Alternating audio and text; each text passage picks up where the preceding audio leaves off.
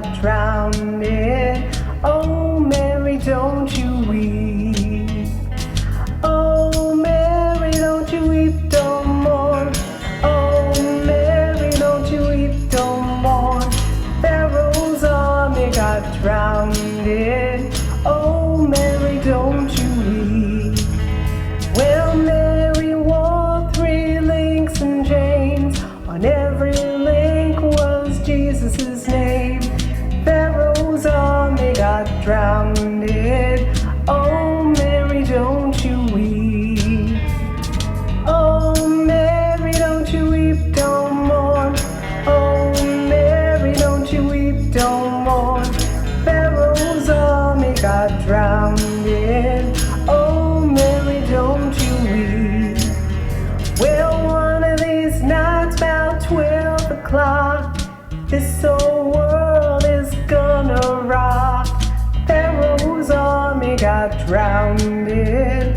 Oh, Mary, don't you weep. Well, Moses stood on the Red Sea shore, smote the water with a 2x4.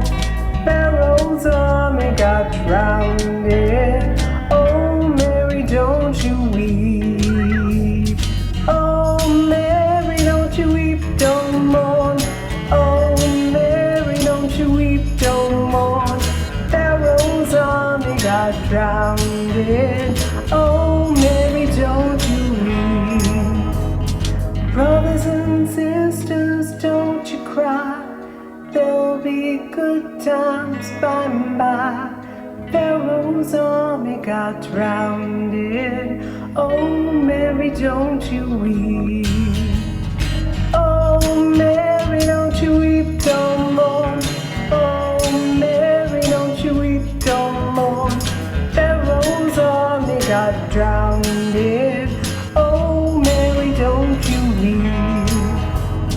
Oh, Mary, don't you weep, don't mourn. Oh, Mary, don't you weep, don't mourn. Pharaoh's army got drowned in. Oh, Mary, don't you weep.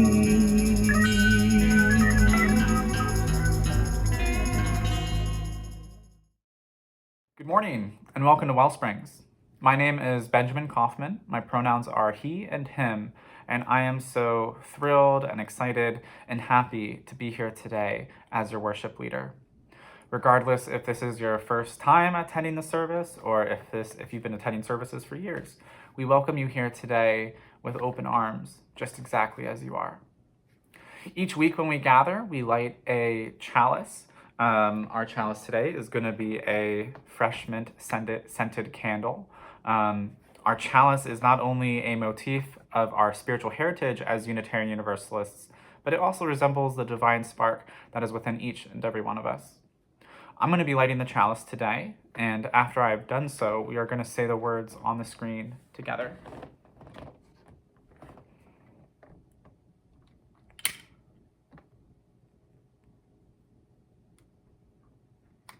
Did that do it? Nope.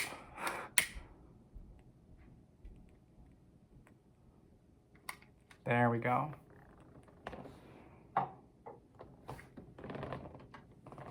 And together we say, we light our chalice to celebrate the path lit before us, the warmth of kindness that shines within us, and the radiance of wisdom that is shared between us and never goes out.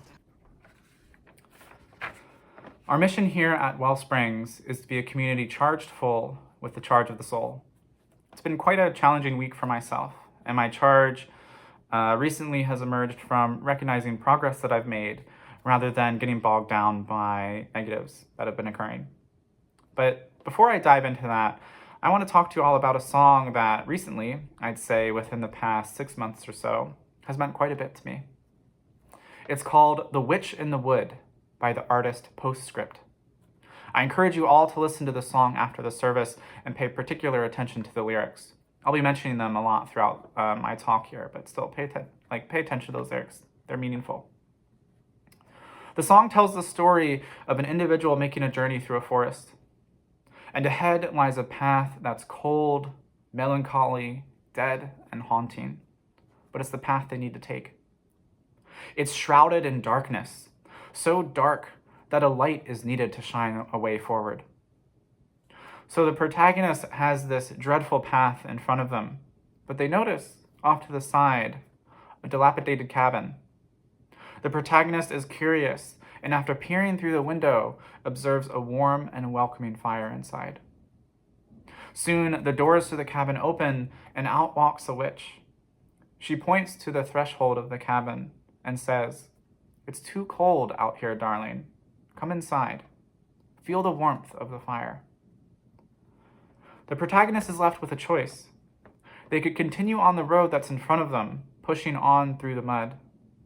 Or they could follow the witch to the warm and welcoming fire, knowing full well, however, that they would forever stay. As the protagonist ponders their choice, the moon smiles down upon them. And she advises them, saying, "Desire is a powerful thing. We all want a way out with no suffering.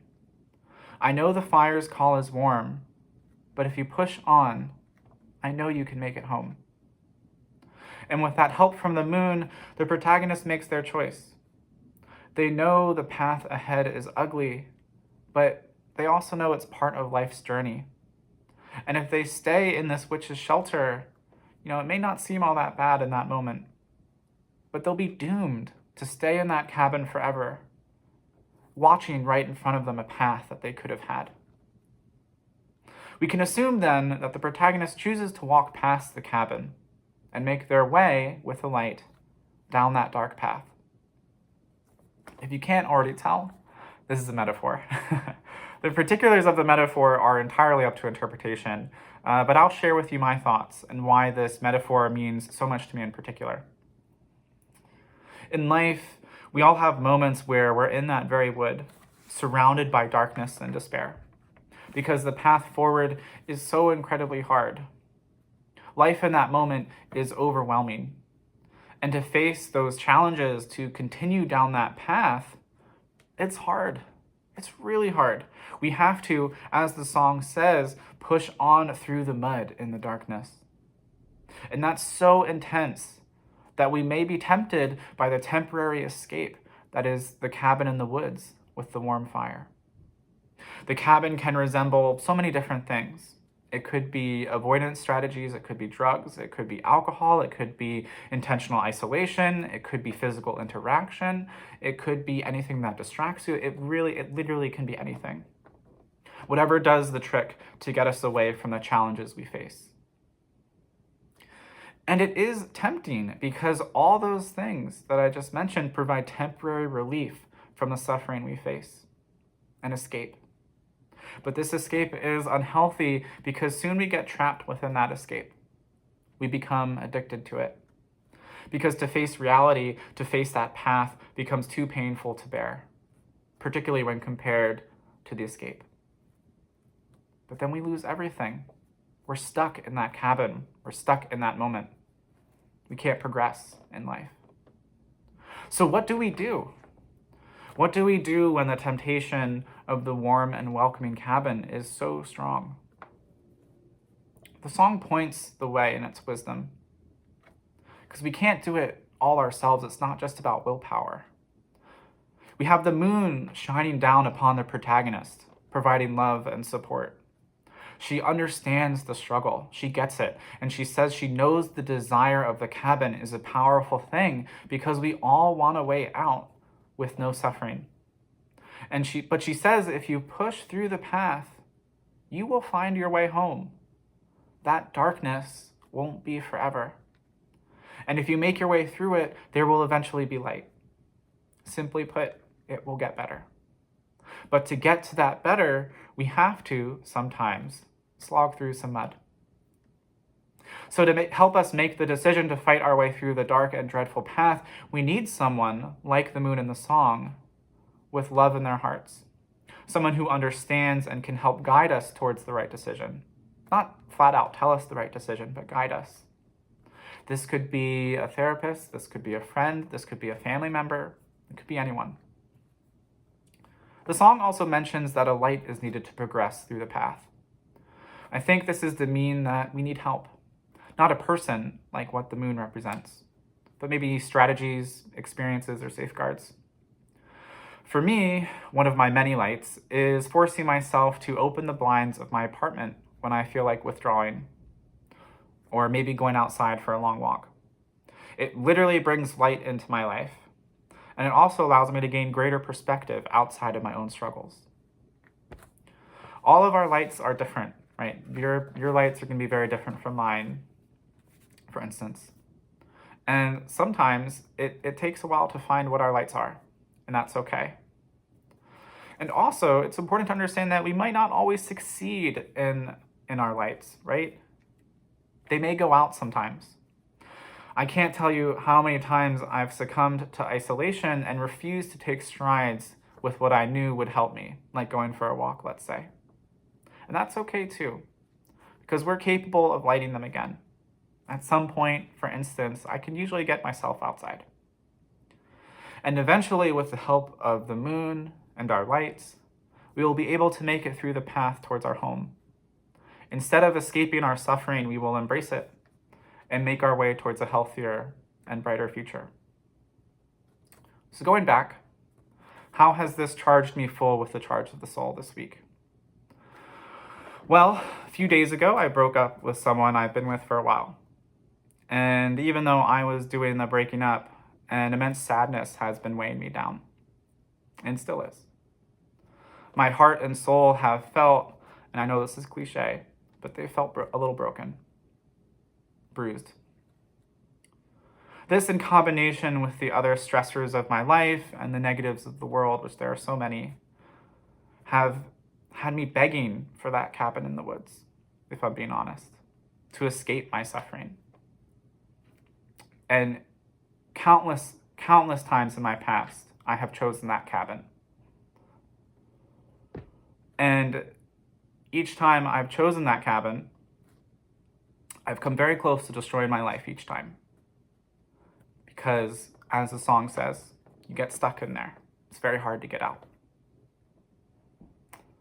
But this time, right now, with the help of my moons and my lights, I'm picking the path.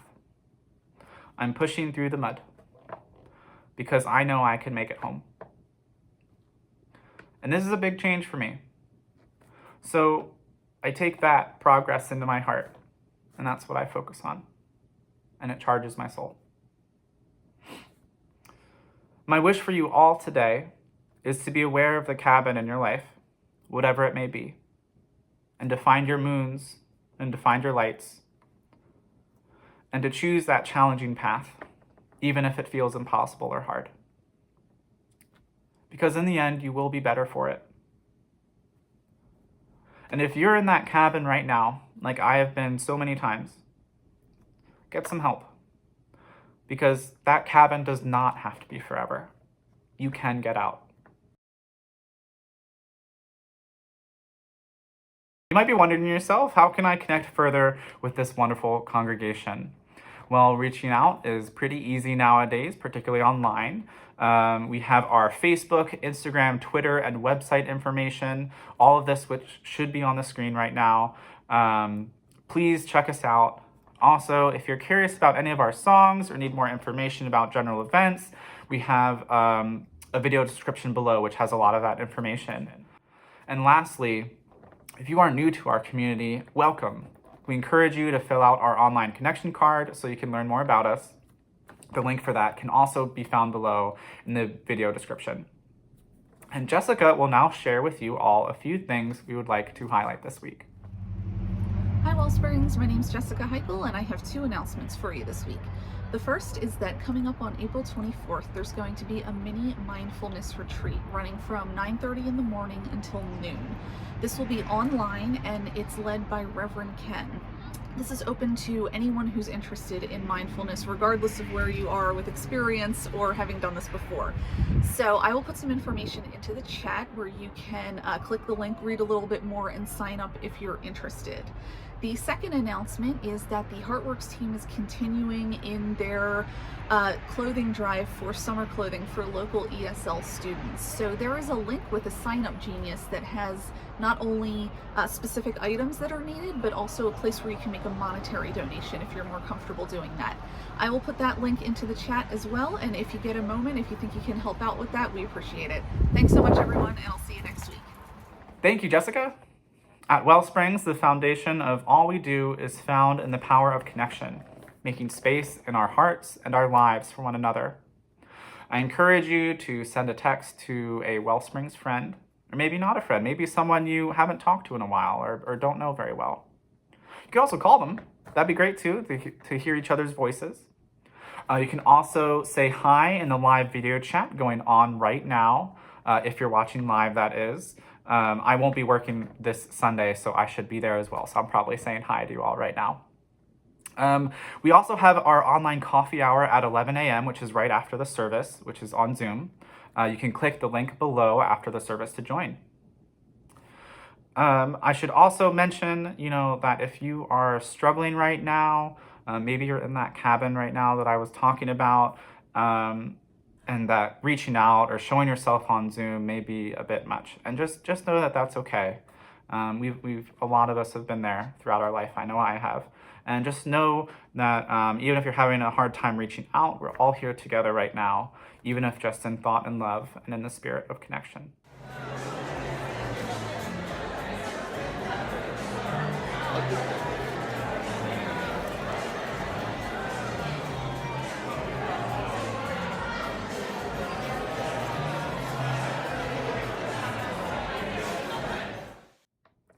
Thank you all for your greetings today.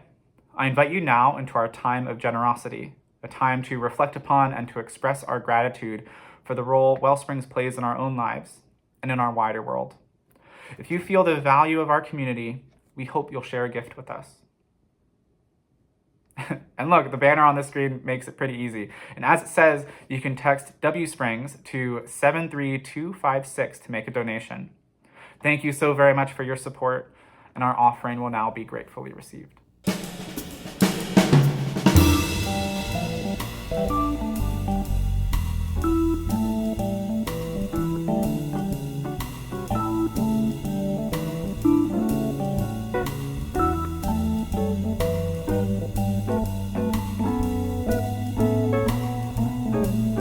Just as we've taken the time to share the energy of connection among us and generosity beyond us, let's now devote some time to reground into the deep and soulful energy that is within ourselves. We do this by doing what is most simple and most elemental in our lives. We take a breath. We inhale and exhale without rush or hurry. We breathe in and then we breathe out. There's nowhere else to go, nowhere else to be, and nothing else to do than to be here together now. We follow these words from Thich Nhat Hanh into our time of mindful silence. If we want to enter heaven on earth, we need only one conscious step and one conscious breath. Let us cultivate peace and presence in this quiet time together.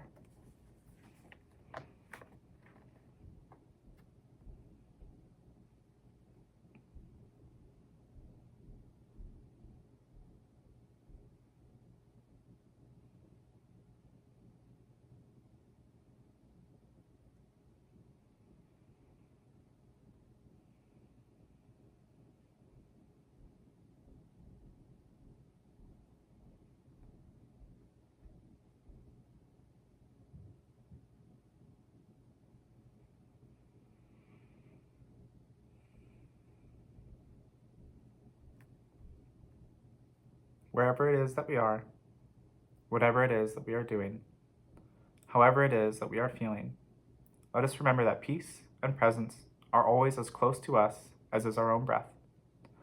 May this be so for you this moment. May it be so for you this day. May it be so for you in the days to come. May it be so for all of us. And now it is time for our Youth Spirit Yell! Woo! Just wanted to take a minute to show you what's in our little Easter bags that went out to every WellSprings kiddo 12 and under. We've got 7 Principles UU bookmark and some seeds that they can plant. It is springtime, you know. We have this little bird seed craft. Thank you, Joey and Tiffany, for putting that together for us. And I hope you like. We've got some straw, some toys, and some fun items. And then finally, we'll be adding a couple of bites of candy.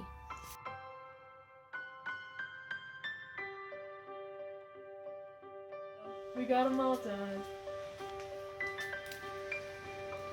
All right, I have the car loaded, and I'm going to take some of these materials to my helpful Easter bunnies, Micah and Helen.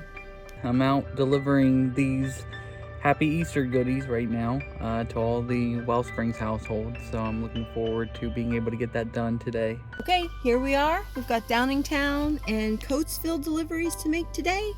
It is me and my trusty sidekick, Jim. There we are. Happy Easter, everybody, and hope you enjoy your little packets.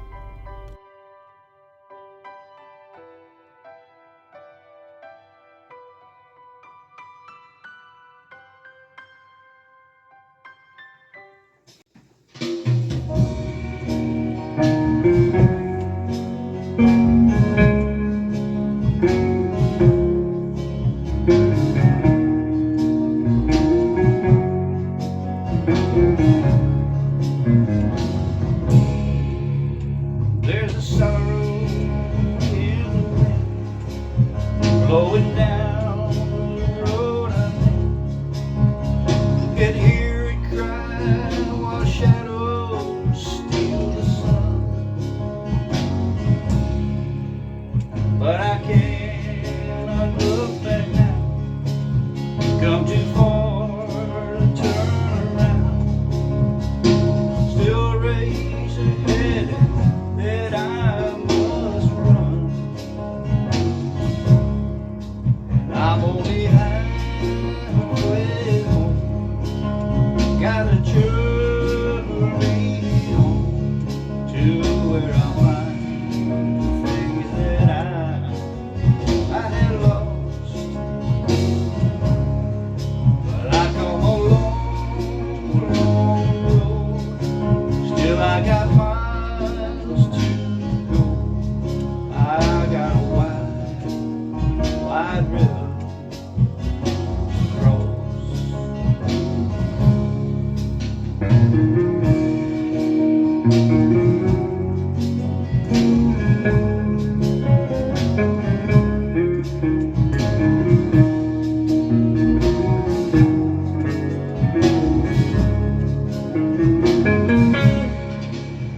I have stumbled, I have strayed.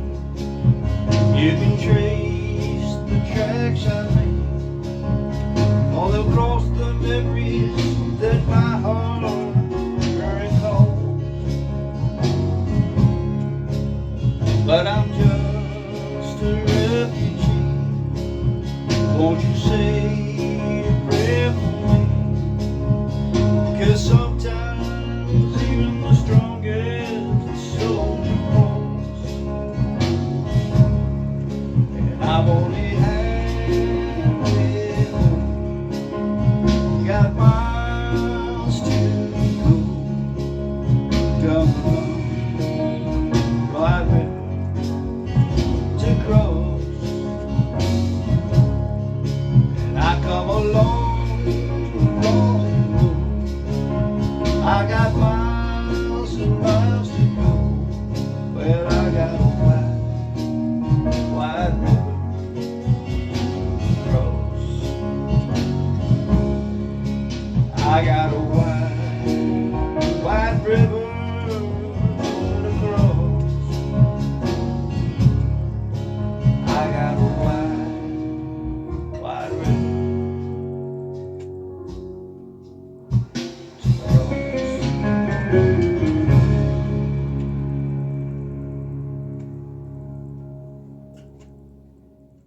Hello, I'm Chris Chappelle. My pronouns are she and her, and I'm so glad to be with you preaching today.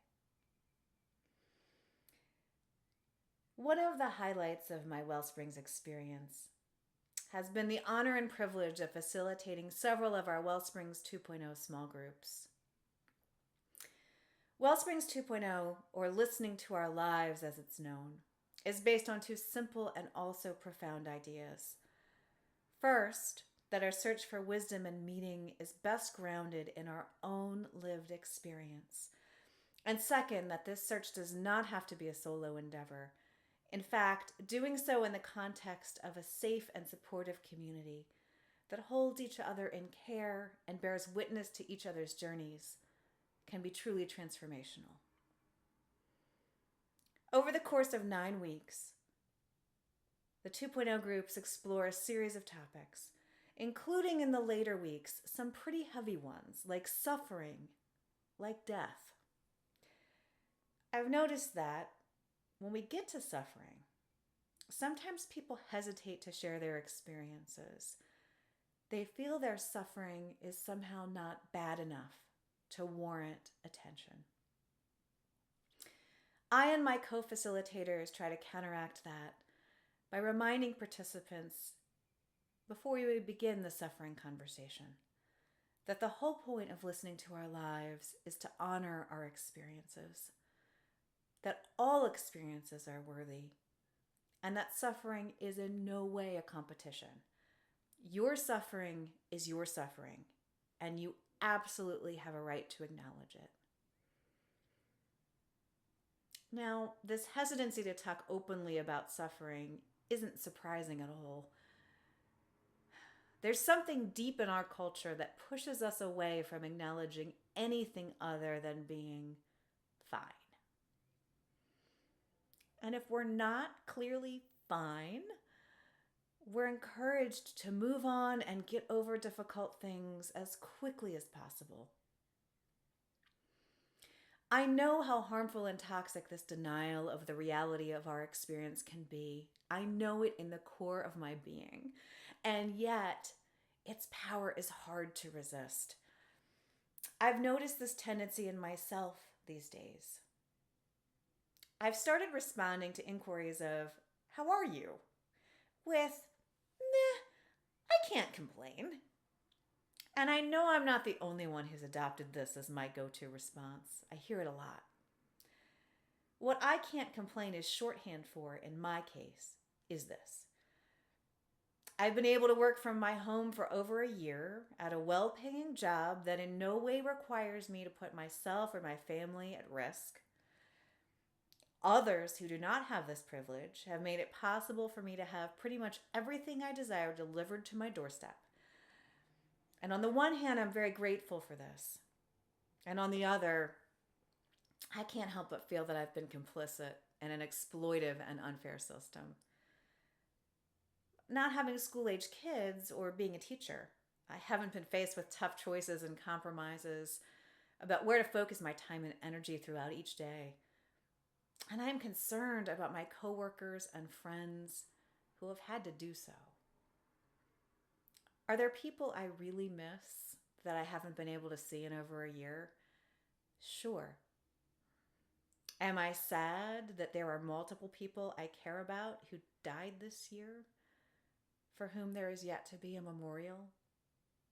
Yes.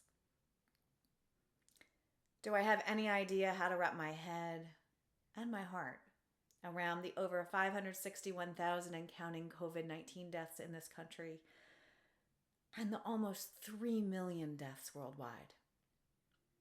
Absolutely not. Have I seen the bright light the pandemic has shined on our broken, inequitable, and racist systems and institutions and not yet figured out what I can or should do about it? You bet. Do I feel guilty that I have not suffered more through this crisis? Sometimes. Have I cried about all this and more? Well, yes. Yes, indeed, I have. Now, it felt really good to say all that out loud to all of you just now.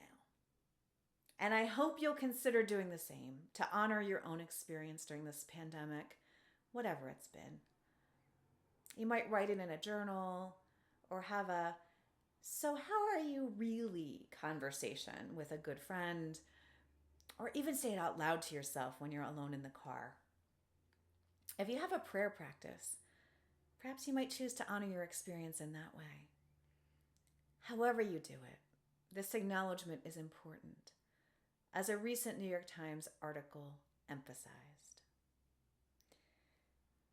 The article, titled "It's Okay to Grieve for the Small Losses of a Lost Year" by Tara Parker Pope, explores the disenfranchised griefs of the past year, those that people feel they don't really have a right to mourn. The personal stories in the article include weddings that had to happen virtually, lost sports seasons for amateur athletes, canceled travel and lost time with grandchildren, divorces, cancer diagnoses, missed graduations, and missed job opportunities, among others. One of the stories featured is that of Rayanne Schulte, who says of her experience, "I thought I was lucky. I haven't lost a loved one. I haven't lost a wedding or a graduation or a job. I haven't lost my health. So why do I feel so terrible?" She continues, "I have lost vacations and concerts and hockey games and festivals. And maybe by themselves, none of these things matter so much. Certainly in the face of so much grief and loss, I realize how fortunate I am." But she concludes, "What is life if not a collection of smaller joys? Taken together, maybe my loss is not so small after all." The challenge with unexpressed grief is that it doesn't just dissipate when we ignore it. It stays with us and seeks outlet in whatever ways it can, perhaps expressing itself through physical symptoms, anxiety, depression, or substance misuse. Whatever our experiences during the pandemic have been, they are worthy of acknowledgement. Our losses are worthy of grief. And it is absolutely okay to not be okay. In this message series, The New Normal, or How Not to Waste an Apocalypse, we've been reflecting on what has been revealed during this time of pandemic. As we've been reminded throughout this message series, the meaning of the Greek word apocalypse is unveiling or uncovering. So what has been uncovered during this time of pandemic that we might want to take with us going forward? What might we transform for the better instead of reflexively returning to the way things were? I wonder, might one of those transformational possibilities be that we make it okay to be not okay? What would happen if we let go of the toxic cultural norm of pushing grief down and away, of getting over and moving on?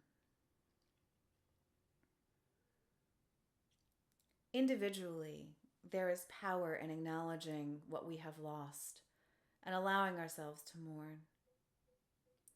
And there is even more power when we do it publicly, when we practice lament. Lament is defined as a passionate expression of grief or sorrow that, as the Reverend Dr. Corey Fields puts it, is one of the best tools we have for saying together, "This is awful." Naming, claiming, and giving voice to pain is a gift we give each other that legitimizes the experience of suffering.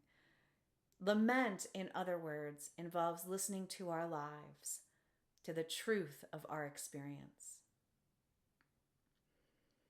Lament has deep biblical roots. In addition to the aptly named Book of Lamentations, many of the Psalms also express lament. Like the psalm that Jesus quotes as he is dying on the cross, which begins, my God, why have you forsaken me?" These laments describe a wide array of human suffering, with many unanswered questions asked, questions that resonate with me, especially during our current time of uncertainty. Why is this happening?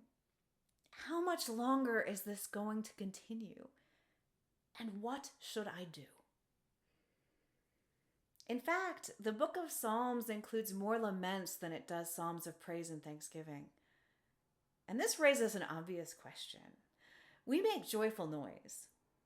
In fact, we specifically sing a song called Joyful Noise here at WellSprings that originates in a phrase from a psalm.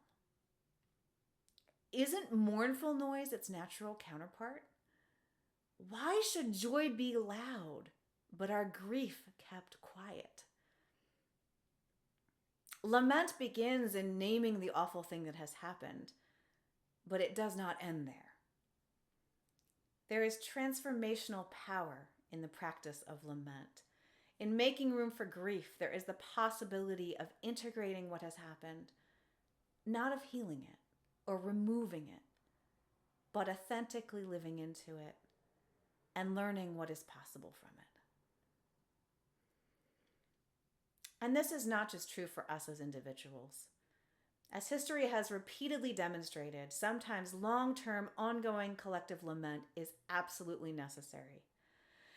For example, active work continues to tell the truth about the Holocaust, the systematic and state-sponsored persecution and murder of 6 million Jews by the Nazi regime and its allies and collaborators, even 75 years later. I have had the honor of participating in a Holocaust Remembrance name reading. These are held throughout the U.S. each spring during Holocaust Days of Remembrance. Reading aloud the names of those who suffered and died in the Holocaust, it brings a human, personal scale to what is otherwise an incomprehensible statistic. For me, it was a powerful, visceral experience. It also serves as a form of lament, of truth-telling. This awful thing happened. We need to remember it, to learn from it, to actively work to prevent similar atrocities from happening in the future. And of course, only a fraction of the victims' names can be read in one day. About 650 names can be read in an hour, 5,000 in an 8-hour period. It would take more than a year, 385 days, reading 24 hours a day straight to read all 6 million names. It's staggering and mind-boggling and easy and human to want to avoid even thinking about it. The practice of lament can help us counteract that instinct. In his book, Prophetic Lament, Soong-Chan Rah argues that our collective lament is also necessary to address our nation's history of racism. He says, our tainted racial history reflects a serious inability to deal with reality. Grief and pain related to race are often suppressed, and the stories of suffering are often untold. Our history is incomplete. Racial reconciliation requires the truth-telling of lament. Stories of suffering, grief, and pain are often suppressed, Rah says, in favor of a triumphalistic, exceptionalist narrative that furthers the privilege of those in the dominant culture. As James Baldwin, who Reverend Ken talked about in his message a few weeks ago, put it, not everything that is faced can be changed, but nothing can be changed until it is faced. Not everything that is faced can be changed, but nothing can be changed until it is faced. In this spirit, the Say Their Names campaign encourages publications and social media users to not just identify victims of police and civilian brutality by the incidents that killed them, but to focus on their individual humanity and use their names. Just this past week, Dante Wright's name was tragically added to this list against the backdrop of the ongoing trial of a former police officer for last year's killing of George Floyd. If we were somehow able to extend this list of victims all the way back to the very beginning of our nation's history, how many days, how many years would it take for us to say them all? In the face of the pandemic and the inequities it has laid bare, in the midst of the ever-growing list of Black lives lost to racism, excessive force, and other injustices, I hope those of us in positions of privilege and power are able to resist the very real temptation to jump back into everything being okay and just fine. I hope we are able to make room for lament, and in so doing, hold open the possibility for real and lasting change. I'd like to close with these words from Buddhist teacher Pema Chodron, which for me, although she comes from a very different tradition than that from which lament emerges, describe the transformational possibilities of the practice well. She says, spiritual awakening is frequently described as a journey to the top of a mountain. We leave our attachments and our worldliness behind and slowly make our way to the top. At the peak, we have transcended all pain. The only problem with this metaphor is that we leave all the others behind. Instead, she suggests, the journey goes down, not up. Instead of transcending the suffering of all creatures, we move toward the turbulence and doubt. We explore the reality and unpredictability of insecurity and pain, and we try not to push it away. At the bottom, we discover water, the healing water of compassion. Right down there in the thick of things, we discover the love that will not die. Amen, and may we all live in blessing. I invite you to join me, if you choose, in the spirit of prayer. God of light and of darkness, of life and of death, of joy and of lament, may we give ourselves permission to be as loud in our grief as we are in our joy. May we have the courage to tell the truth about not just the wonderful things, but also the awful things we experience, both individually and collectively. May we face them as a first step in making room for change. May we move toward each other and our common humanity, toward the healing water of compassion and toward the love that never dies. For the prayers I've spoken out loud and all the prayers that everyone with us this morning is holding silently in their hearts, we say, Amen.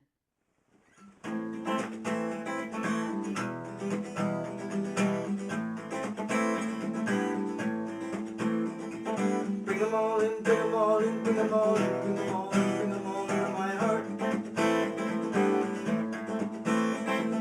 Bring them all in, bring them all in, bring them all in, bring them all in, bring them all into my heart. Bring the little fishes, bring the sharks, bring them from the brightness, bring them from the dark. Bring them all in, bring them all in, bring them all in, bring them all in, bring them all into my heart. Bring them all in, bring them all in, bring them all in, bring them all in, bring them all into my heart. Bring them from the caverns, bring them from the heights,